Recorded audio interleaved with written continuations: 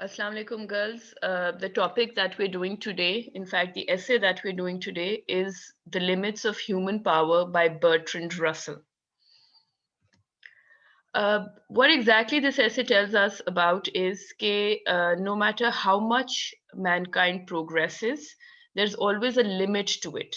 And in trying to exploit the natural resources, mankind generally has to be very, very careful because एक वक्त फिर ऐसा आएगा जब natural resources इतने ज़्यादा use हो जाएंगे कि there will be none left for further use.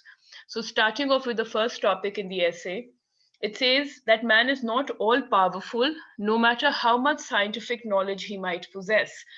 यानी कि इंसान जितना भी पावरफुल हो जाए, उसके पास जितनी भी नॉलेज आ जाए, at the end of the day, he is not all powerful. And its classic example is the recent corona outbreak, that despite all the scientific knowledge, despite all the scientific expertise, we've not been able to stop this pandemic. The second point is that even the best astronomers cannot predict the exploding of the sun and the termination of life on Earth. So, जो best astronomers हैं, best scientists हैं, वो ये बात बिल्कुल भी predict नहीं कर सकते कि जो सन है वो कब एक्सप्लोड करेगा, if it is to happen at all, या जो जमीन के ऊपर जिंदगी कब खत्म हो गई. तो that kind of things nobody can predict. These are things that go beyond human knowledge because mankind in his knowledge and his abilities is limited. And then the writer goes on to propagate that it is exactly for this reason that progressed nations, also extremely progressive nations as well, such as the Russians and the Americans, have not been able to become the absolute overlords of the world. Reason being कि उनके पास, of course, as compared to the rest of the world, expertise भी है, knowledge भी है, सारा कुछ है. But given the human limitations, वो हर जगह एक जैसी, and that is why despite everything they've not been able to become the complete overlords of the world.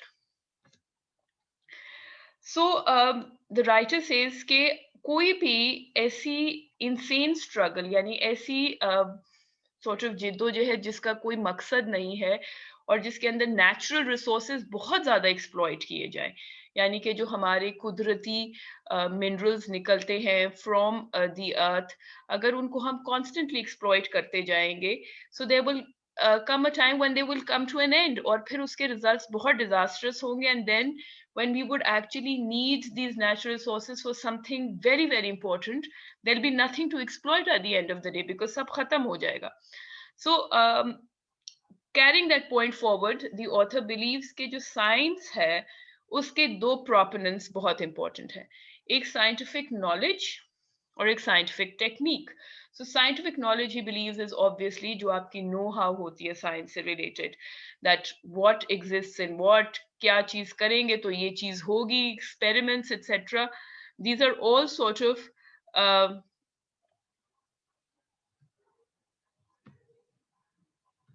I'm sorry about that part.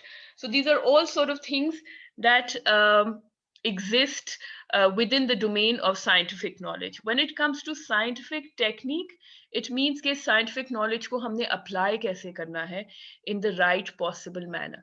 So the writer goes on to believe कि scientific technique is very very important. यानी science की knowledge को एक तरीके के साथ इस्तेमाल करना so that the results are the best possible.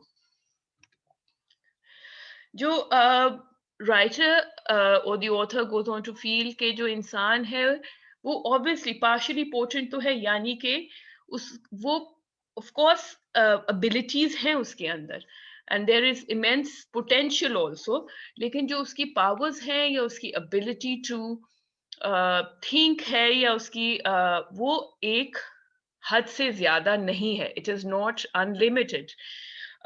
And because of that, mankind goes on to exploit natural resources constantly, और फिर उसकी वजह से certain natural resources which are very very important, जिसमें oil is probably top of the list, is one resource जो कि exhaust हो रहा है, खत्म होता जा रहा है. And then again, despite all its knowledge, its scientific expertise, America, the author feels, has not been able to stop its land from changing into a desert. Yani wo sehra banta ja raha hai, but there isn't much that it can do about it.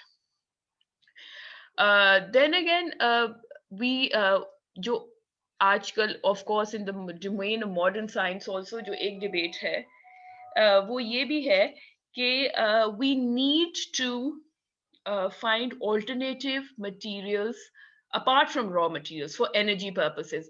यानी कि raw materials एक तो naturally occurring होते हैं जैसे oil है, coal है, but और materials भी हमें find करने चाहिए जो naturally occurring ना हो, so that we can use them for the purposes that we're using, because raw materials जो है उनके बनने में बहुत साल लगते हैं, ऑयल बनने में, कोल बनने में, takes sort of millions and millions of years to make these, and जब usage होता है it is only a matter of minutes.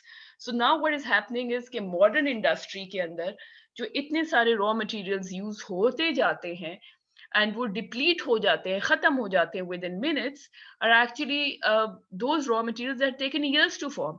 So obviously जब आप इतने सालों की बनी हुई चीज को मिनटों में उड़ा देंगे, so there are chances that it will come to an end, and that is the point that the writer is propagating time and again in the essay.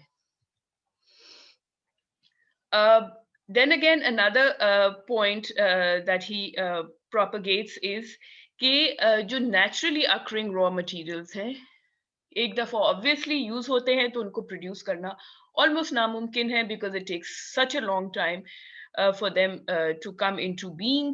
इसलिए he equates the modern industry with a spendthrift, एक बहुत ज्यादा खर्च करने वाले इंसान के साथ modern industry को equate करता है. However, he feels कि बहुत से लोग deluded हैं कि raw materials will suffice as long as mankind lives. So he says कि बहुत से लोग जो exploit करते हैं raw materials, वो इस notion के साथ, इस thought के साथ करते हैं कि raw materials कहीं भी नहीं खत्म हो रहे, वो कहीं भी नहीं जा रहे, and they will stay as long as इंसान जिंदा है या human beings live. So in this sense जो writer है, he's not concerned just for one person, but he is concerned for the whole of mankind. He says कि एक इंसान के फायदे के लिए या चंद इंसानों के फायदे के लिए पूरी इंसानियत को कुर्बान करना is not any kind of अकलमंदी और समझदारी. So hence he says कि momentary pleasure, वक्ती खुशी के लिए हमें जो है natural resources को destroy नहीं करना चाहिए, and to delve or think in depth about these things of exploiting natural resources incessantly. Fairfield Osborne's book Our Plundered Planet and Road to Survival by William Watt are two books that he recommends कि हमें पढ़नी चाहिए, so that we know कि हम natural resources को अकलमंदी के साथ कैसे इस्तेमाल कर सकें. And then again he feels कि जो scientists हैं, they need to put the sun energy to better use also, as compared to the doing at this point in time, because sun energy बहुत restrict की हुई है. Of course, with the coming of solar panels and other things, ये somehow resolve it, but obviously when the essay was written, this was not the case. So the writer finally goes on to say कि जो इंसान का final hope है is कि वो एक और planet discover करे through its scientific knowledge, and human beings on Earth जो है, they communicate with people on the other planet, and this would probably help in the exchange of ideas regarding the reservation and sort of conservation of natural resources. और अगर ऐसा हो गया, then man would not have lived in vain, यानी इंसान के जीने का कोई proper मकसद propagate हो जाएगा. I hope you understand the gist or the main points of this essay, girls. I'll continue with the other essay in a while.